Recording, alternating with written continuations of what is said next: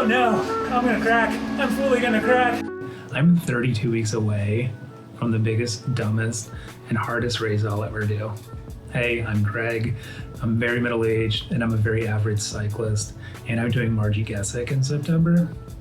And I'm chasing a belt buckle, which means you do it in under 12 hours, which is very hard for someone who's very average, like me. Today I'm doing a Zwift Race, taking you along for the journey. Gonna see how the January fitness is going. It's on a course called BRAEK-fast Crits and Grits. Get in my belly! Terrible Scottish accent. Let's not do that again. All right, let's see where the January fitness is at. Let's line up for a race. Here we go. What little I do know about Zwift races is that they are very much like a Cat 2 XC race in that they are red line from the start. Bing bang! And they usually stay there for about 15 minutes. So this race, starting as it did, was no surprise. I knew it was going to be spicy from the start. Pushing about 430 watts right here, which is not my happy place. I am an endurance rider. I don't like this. But so far, I'm pretty happy with my strategy. I'm about where I want to be. I'm not completely blowing up yet. That definitely comes later. But I'm near the front, and then here my dumbass almost goes off the front, and I do. All alone in front of the crowd. What a sight. What a sound. You're watching one of the greatest bike riders of his generation. Thankfully, this guy comes by, and I can kind of drift back a little bit. We're about 6 minutes in, and we're coming up to a pretty steep punch. I knew this punch was here from having done another stage of Tour de Zwift, and I thought this might be a separation point, so I think I'm getting ready to just push a little bit here. There we go, out of the saddle, pushing pretty hard. Again, I thought this might be a separation point just because it's so steep.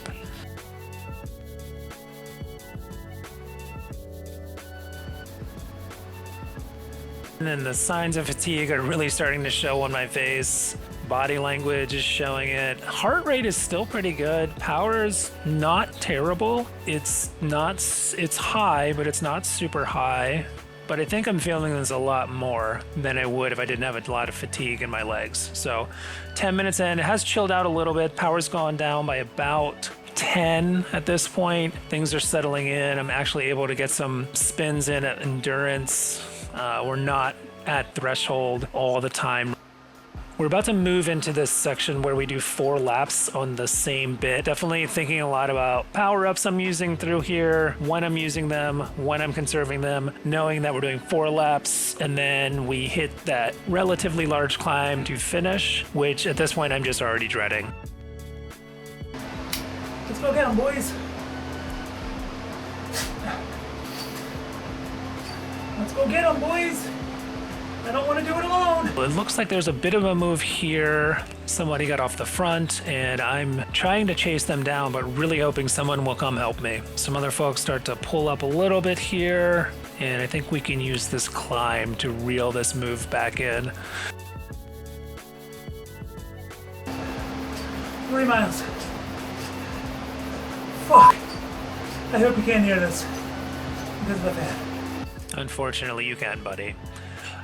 So this is where I was feeling like I was definitely going to crack. With about 3 miles left, I had a lot of thoughts about just letting this group go, finishing out the race. It's my first Zwift race. It would be fine. But I think right about here, I decided I wasn't going to do that. I definitely wanted to get back in the group. It was only 2.7 miles. I can do anything for 2.7 miles. One little punch here, and then we're going to go into the big climb, which I have been dreading. It's going to probably be a threshold effort followed by a sprint. I'm not a sprinter. I have no sprint. You ain't got no legs, Lieutenant Dan. I certainly have no sprint after 28 minutes of a race and a week's worth of fatigue. Really starting to see the chest come through on the with the sweat there on the base layer. Enjoying that translucent effect on my man parts. That's lovely. Really excited about that. Glad I'm in a tiny window. We shan't be making that screen any bigger. No one wants or needs to see that. But hey, let's watch this idiot go into this last climb. Feeling like he's cracked. How's he gonna do?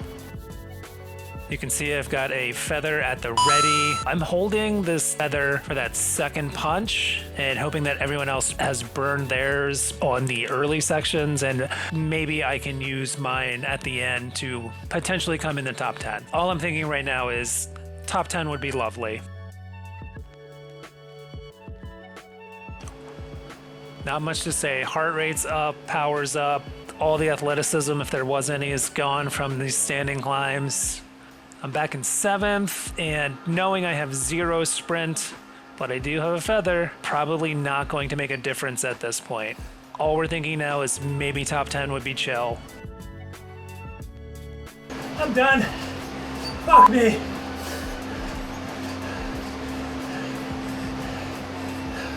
And then here's the last punch. We're gonna pop our feather, and I'm just gonna go for it.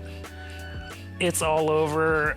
I really wish I had a sprint. I don't, but you can see me go from about 9th here, make up a couple places, knowing I'm just not going to catch these guys, but hey, 5th, not too shabby. Let's watch this idiot finish.